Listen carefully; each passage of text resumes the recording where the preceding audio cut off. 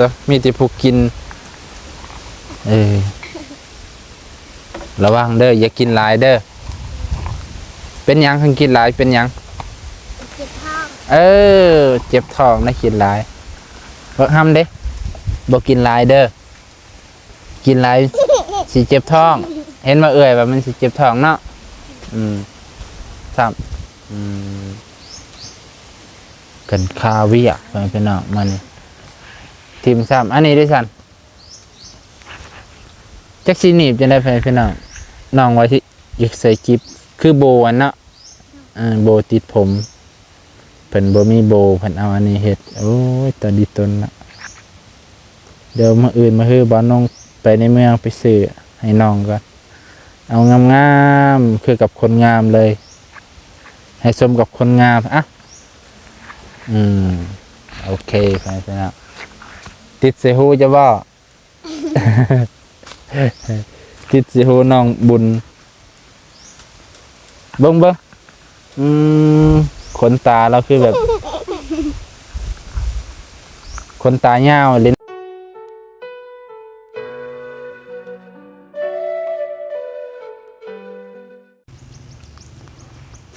สบายดีไปพี่น้องเพื่อสุขที่เคารพเช่นเก่าเช่นเคยมานี่มาหาน้องรถจะหน้าไปพี่น้องจากว่าเพิ่นเห็ดอย่างเห็นเพิ่นแง่ไข่มดแรงเพิ่นสิเห็ดจ้ำบ่จักโอ้น่าเห็ดอันนี้ทางนี้เห็ดอย่างน้อทางนี้โดยสบายดีบ่าวเอ็นไปพี่น้องแง่สัญญาณแง่สัญญาณบ่นัวแง่ไข่มดแดงหาสัญญาณก่อน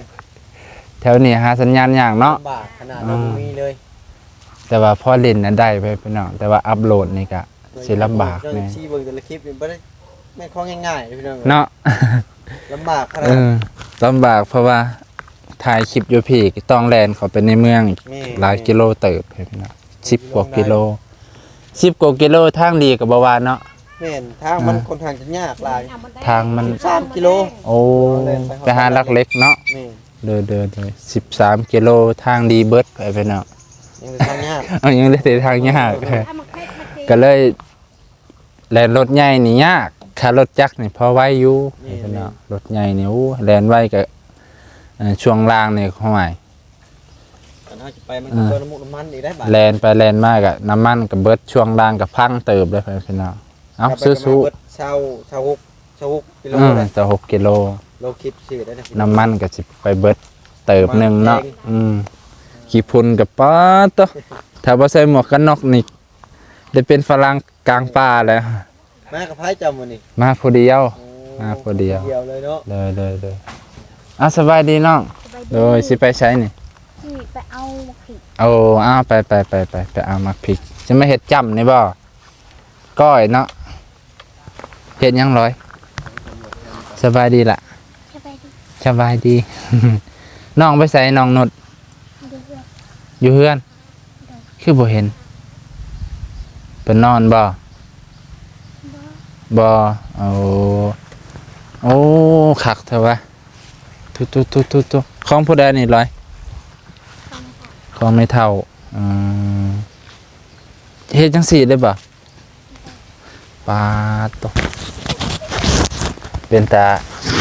แสบเนาะบางครั้งก็กินบ่เจ้าก็กินบ่นี่กินคือกันคือเก่งแท้เก่งเคยกินได้เสยน่ะนางพอดได้กินบ่เจ้าก็กินตัวมีแต่ผู้กินระวังเด้ออย่ากินหลายเด้อเป็นหยังคันกินหลายเป็นหยังเจ็บท้องเจ็บท้องนะกินหลายบ่ห้ามเด้บ่กินหลายเด้อกินหลายสิเจ็บท้องเห็นว่าว่ามันสิเจ็บท้องเนาะเจ็บท้องแล้วก็เห็นให้เฮามีพยาธิแน่เคยเห็นบ่พยาธิหากินเพราะในนึงให้ผู้เฒ่าเพิ่นกินหลายเพิ่นเคยกินเด้แต่ว่าคือว่าแหละ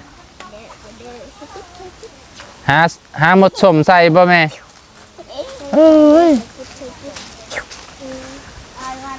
แรก หาหมดสมใส่เพิ่นน่ะหมดสมก็หายากเงินไปเงินมาก็บ่เห็นจักเทื่อ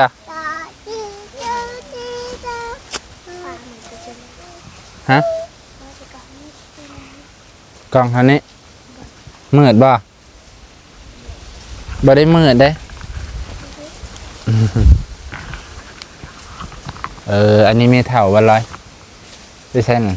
หวาน ฮะร้านจะเป็นร้านบ่คือเก่งแต่พูดน้อยๆเนี่ยมีติหมดไปเป็นอ่ะไปเบิ่งหั่งหมดแรงนั้นเพิ่นสิใส่จำบ่ซั่นจักเฮ็ดจำจักเฮ็ดก้อยก็บ่ฮู้คือกันจำเนาะต้องใส่สมหลายๆเลยซั่นกินมันยังมีอยู่บาดเนาะเผื่อเพิ่นสิลงมากอะยากเติบเด้อหมดแดงนี่หักไปหักมาเบิดซ้ำบ่มีจักตูเบิดแล้วลอยเอ้ยเหลือแต่ใบไม้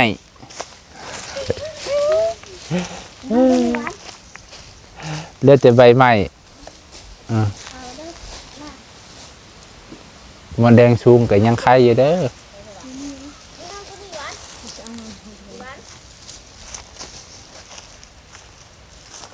ยามนี่ไข่มดแดงได้ไฟพี่น้อง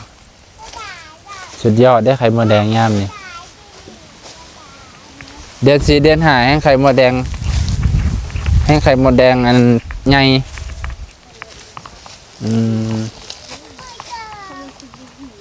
แต่ว่าต้นนี้ดอกยังบ่ทันขึ้นอยู่ไฟพี่น้องน่ะเรียบร้อยยามันยังมีอยู่ในใบมันบินลงมามันเดือดจ่อ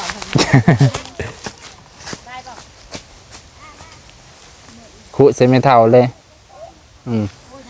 บ่ได้ติร้อยตัวนี้มันลายงาพวกเนาะมันจับลายงาพวกเฮาบิดไปแล้วมันสิอันนั้นมันสิคุเอากระต่ายมาแง่นะดีสุดเอากระตามาแย่ใส่แล้วก็เอามาคุใส่อีกทีนึง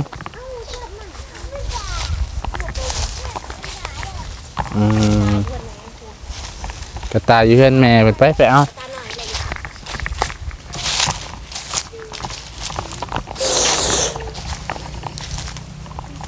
ซื้อยังล่ะซื้อยังบุญถ้าบุญเนาะ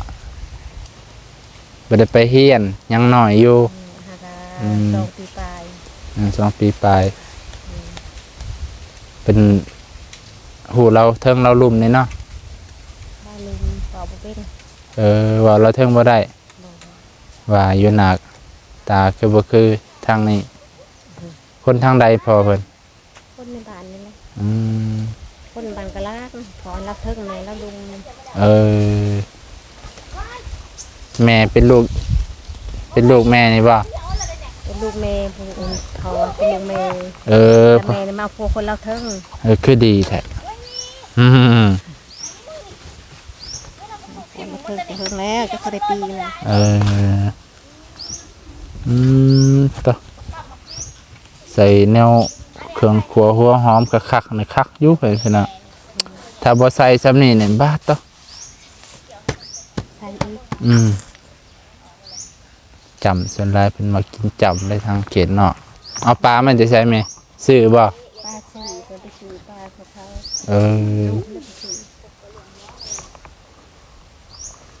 เฮ็ดนี่ยังลอยเฮ็ดยังอันนี้มันสิปินลงมาบ่เฮ็ดคลิปฮะเฮ็ดคลิปเลยเฮ็ดมาปินมันคือบ่ปินซั่น แม่ไปใส่มันนี่แม่จักแม่ไปบ่ได้บอกเขาลูกเพิ่นไปเวียกบ่โอ้เดินไปสิไปไกลเลยซั่นเนาะแม่นี่ไปเวียกคุมื้อเนาะมีแต่ลูกอยู่เพื่อนถ้าบุญ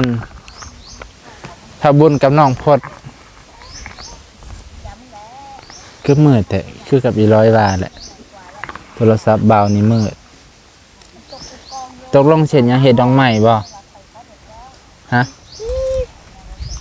เห็ดกิฟใส่ผมนี่เอาบ่สิซื้อให้กิฟ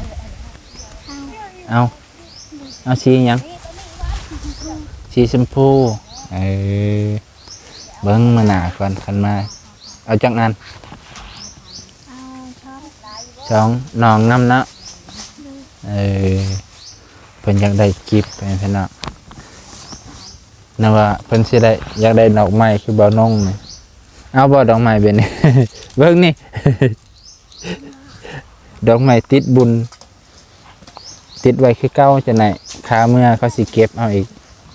เขาสิว่าเฮาบ่มีดอกไม้น้องพุทธเป็นเนาะน้องพุทธกับน้อง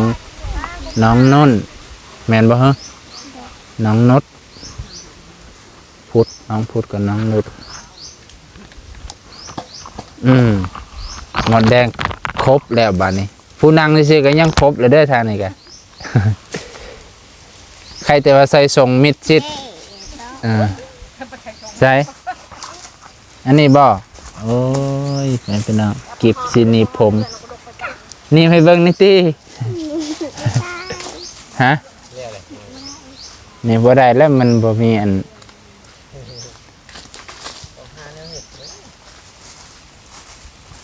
บ่มีแนวหนีบให้พี่น้องเอาหมดแดงแล้วเด้อ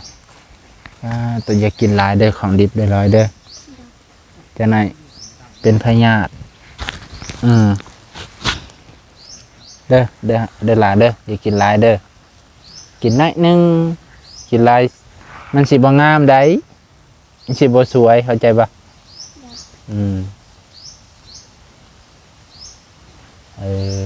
เป็นเนาะบ่เห็นน้องนุชบ่เห็นกับบ่เป็นหยังเห็นน้องพดก็ดีใจแล้วตัวมื้อนี้เขาบ่ได้มาเจาะน้ำให้ซ้ำเนาะเป็นหยังคือเพิ่นคือบ่มาฮู้บ่จักซ้ำกันคาเวียเป็นเนาะมื้อนี้ทีมซ้ำอันนี้ด้วยซั่นจักสิหนีบจังได๋พี่น้องน้องไว้ที่อยากใส่กิฟคือโบอันเนาะโบติดผมเพิ่นบ่มีโบเพิ่นเอาอันนี้เฮ็ดโอ้ยตาดีตนละเดี๋ยวมื้ออื่นมาฮื้อบ่าวนงไปในเมืองไปซื้อให้น้องก็เอางามๆคือกับคนงามเลยให้สมกับคนงามโอเคไปแล้วติดใส่หูจะบ่ ติดใส่หูน้องบุญเบิ่งขนตาเราคือแบบ ขนตายาวเลยเนาะจะว่าบ่น้องพุทธขนตาเรายาวขนาดจะมีอายจักคนจะมีอายจักคนผู้หนึ่งแสดงว่าเราเนี่ยคนสุดท้ายเนาะคนที่สองบ่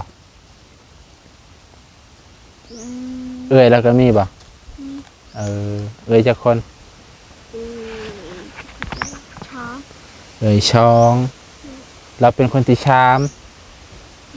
เนาะโดยเนี่ยเห็นว่ายังโดย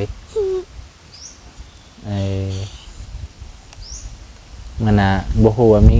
มีเด็กน้อยเอาขนมมาให้ก็ดีเด้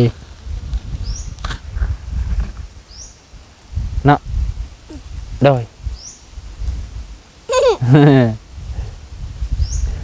โอเคไปแล้วบายน้องพุทธก่อนบายไปน้องพุทธเพิ่นกำลังนั่งเล่นว่าอยากกวนเพิ่นแน่ยันเพิ่นบ่มีแนวเล่นนำก็เลยมานั่งเล่นน้ำน้องพุทธเล่นผู้เดียวเลยสันเล่นกับน้องบุญโอเคไปน้องบ่ได้มาหาน้องรจนาเพิ่นกำลังเอาอันนั้นเอาสม เพื่อจะได้ใส่ปลาดิบไปพี่น้องบ่าวน้องก็แนะนำก็บ่ให้เพิ่นกินปลาดิบหลายบ่ดีต่อสุขภาพปานใดเนาะอันตรายได้พี่น้องว่าแต่เบิ่งเพื่อนของน้องเพิ่นเบิ่งในตาดีตนสงสารได้พี่น้องเอ้ยเอ้ามานี่ก็สิจบเพียงเท่านี้ก็